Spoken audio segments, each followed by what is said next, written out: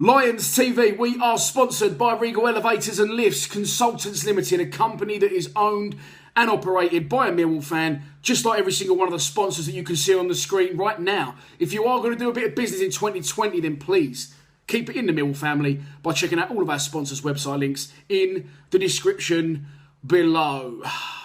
Good evening, good afternoon, good morning, whenever you may be watching this, wherever you may be watching this. I was going to start by having a little bit of a serious chat with you and telling you that I'm ill. But just looking at the fucking state of me, I think you can probably guess that. I don't like to bang on about what happened to me, but a few people need to understand. And lately it seems to have become common knowledge over a few Millwall outlets, randomly. A bit weird, but there you go. I had life-saving surgery in 2017, an emergency operation. I had to have a colostomy bag for a year after that because my bowel perforated and burst. And then that wasn't actually as bad as the reverse operation a year later. After the reverse operation, well, after both operations, they took out a serious amount of scar tissue, my appendix, they removed 70% of my colon. And it looks, I mean, I've never had a six-pack anyway, but it looks like I've been attacked by a shark. As I said, I don't want to keep going on about this. People may know because they saw the photos online when I was in hospital originally. But what this has done is it's absolutely buried me, and I've just got no energy ever. I'm actually like seriously fucking in trouble. So since then, since all this has happened, I was never ever ill ever. Never had a cough, never had a cold, never had nothing. But since then, I'm just constantly ill. And what I keep getting as a result of these operations and this surgery is I keep getting really painful fucking bladder infections. And yesterday, again, I was done in with a bladder infection. As a result, Kieran stepped in, the legend, Annie O'Mara's as always, and Chatting Chit was there, chatting shit to the death. My boy, the Chitmeister, General Lee Chitty. But listen, there will always be videos going out on the channel as long as I'm not dead, which at the minute I honestly feel like I'm not far off, and that's not even being dramatic. But yeah, there'll always be videos going out. It may not always be me, but there'll always be content on the channel, and it's a Millwall fan channel outlet. You know, it's a voice for all Millwall fans, not just me. So yeah, Kieran covered for me last night. I didn't go to the game. I did watch it in bed, and let's get into it. Serious chat over. So Gary the Gaffer went back to 3 centre-halves and then a 2-2-2-1 formation that has seen us very successful in the early part of his tenure as Millwall manager. Not sure if it is Fulks because Ryan Leonard was back in contention. Obviously got Billy Mitchell there as well. But Sean Williams is now injured and will be out for up to 3 weeks with a hip injury sustained during training. So I'm not so sure his hand was forced into that formation change. I felt, which I didn't cover in my post-match from Sunday at West Brom, home to West Brom, I felt we did look very light at the back. And I recommended let's go for the 4 at the back. But we did look light on Sunday at the back. And last night we did shore things up massively. Some people were saying it was Jed in a 10 behind Bavarsson and Bradshaw. And it wasn't. I would love that. I've been saying for 2-3 years that Jed needs to play central and have a bit even more freedom than he already does. And Gary Rowett confirmed that on his post-match interview on the club's official Twitter feed. That it was a 3-2-2-2-1, something like that. But yeah, listen, we get into the game. We can't afford a slow start, and it's exactly what happens. The slowest start possible. Alex Pearce will be disappointed, yes. But you've got to, again, remember the calibre of Mitrovic. He scored goals throughout his career. He scored goals in the Premier League, where he probably should be, if not going forward over the last couple of seasons, definitely, which he has been with Fulham and Newcastle. But he scores a lot of goals. He's a great striker. And if you take your eye off him for a millisecond, that's what can happen. Mitrovic didn't have a lot to do other than time his run to perfection. He was helped by a fantastic ball in. It was a brilliant ball in. Whipped round, Ryan Woods put perfectly on a plate. It was sort of in between the keeper and the defenders. And there wasn't even really hesitation. It was just perfectly on a plate for Mitrovic. And he puts Fulham 1-0 up. And then after that, you're thinking, oh no, the heavens could open, not just weather-wise, but goal-wise. The floodgates could open. But we fought our way back into the game brilliantly. Straight away, we equalised almost immediately. A corner into the box. Sean Hutchinson heads it back into the danger area. Tom Bradshaw does brilliant, by the way. And listen, it was 2 yards offside. Not just him offside. Alex Pearce was also well offside. Both blocking the goalkeeper's view as well. But for once in our life and in our existence as Millwall fans and as a team, we get a little bit of luck. And on a reflection of the game, it was no more than we deserved. Gary Rowett came out after and said, listen, it's very difficult to know who touched that ball. And from where the linesman was, yes, it was very difficult to see who would help the ball on, whether it is Bradshaw or whether it's a Fulham defender. So I can understand why it was given, but at the same time, I'd be fucking fuming if we conceded a goal like that. You'd be livid. So there you go. We get back on level pegging, and after that, we was a better side. We didn't turn up, did we? We weren't at the races against West Brom, but last night we was back to just being a dogged, tenacious, hard-working, difficult side to break down and to contain. They couldn't keep possession of the ball because we was just pressing, we was in their faces, bodies on the line, and we was brilliant. But we not only defended well and harassed them well and pressed them well, we was good going forward. We definitely was a little bit more direct yesterday, 100%. And again, listen, I love the way Gary Rowett plays football. I love the way the team are playing under him. I love to see great football. But as you've seen this week alone, with the Leeds goalkeeper, the goal he's letting against Brentford, sometimes you can overplay, and especially the state of our fucking pitch at the minute, which, by the way, is having a £3 million revamp in the summer because it's not been done properly since about 20 years, I don't think, and the drainage underneath is all fucked, and that's why it's in such bad condition. But you have to use conditions to your advantage, and I think we did that. I thought it was definitely more direct, balls over the top. Eventually we get a penalty, and I'm going to say now, I am sitting there, right, I'm watching the game, and I've said to Mini-Me, he's going to hit the bar, it's going to go over. And I don't know why I knew it, but I just knew it. And I've got absolutely no problem with Jed Wallace missing that penalty. You can't argue with it. You know, he's due one. We had a real problem before this season with finding a penalty taker. Gregory missed a few, didn't he? So Sean Williams got the job. And I think the last home game of last season, Sean Williams missed one against Bristol City. So I was trying to think of who we played.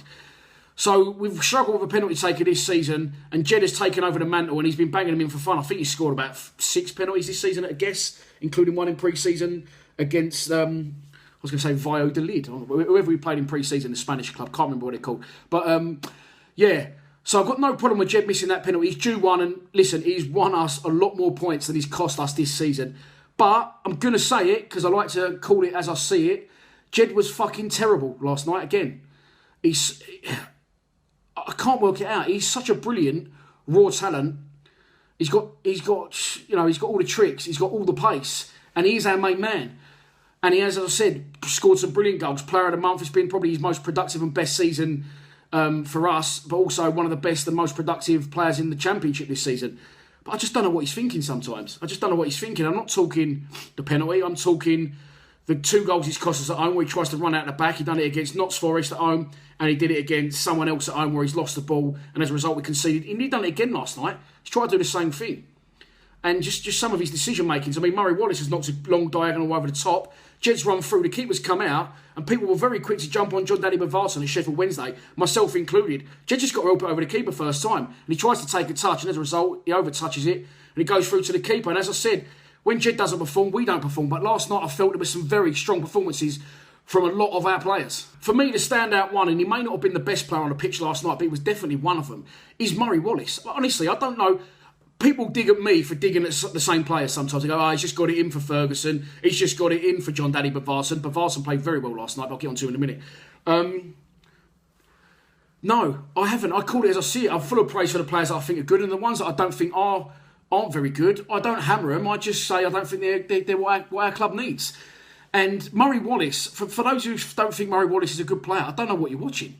Listen, he's not your fucking everyday left-back. He's predominantly a centre-back. And in an ideal world, if we had £20 million, it was 1996, we'd go and sign Roberto Carlos. But we haven't got that sort of money. And Murray Wallace is doing a very good job at left-back. And I thought he was fantastic again last night. He's solid, nothing gets through him, and he gets forward whenever he can. And I'm absolutely, I mean, people might be baffled about some things that I say about some players. I'm completely baffled if people don't think Murray Wallace is an excellent player for us. Can't work it out, honestly.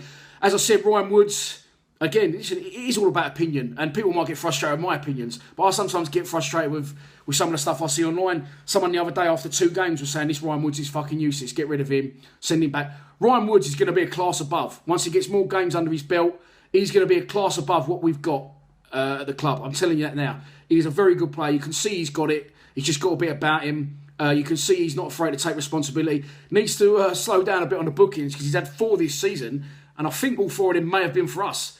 Definitely 3 of them. He got booked at Leeds, he got booked last night, and he got booked at another home game that escapes me. I think could have been his debut. So he needs to slow down a bit on the bookings, but a brilliant player. Distributes the ball well, dictates the play, is confident on the ball, not afraid to take responsibility on it. And again, I thought Ryan Woods, along with Murray Wallace, and along with John Daddy Bavarsson, did well last night. John Daddy Bavarsson. Now again, listen. I want John Daddy Bavarsson to do well. John Daddy Bavarsson does well, the team does well. The team does well, the club does well. Not only that, my YouTube channel does well. Hashtag pay me, I'll get more views, I get more money. So I want it to go well. I want us all to do well, all the players to do well. But Varsson did okay last night. But Varsson did well. Yes, he had a good game. But, and I don't want to go back to this fucker, but I will.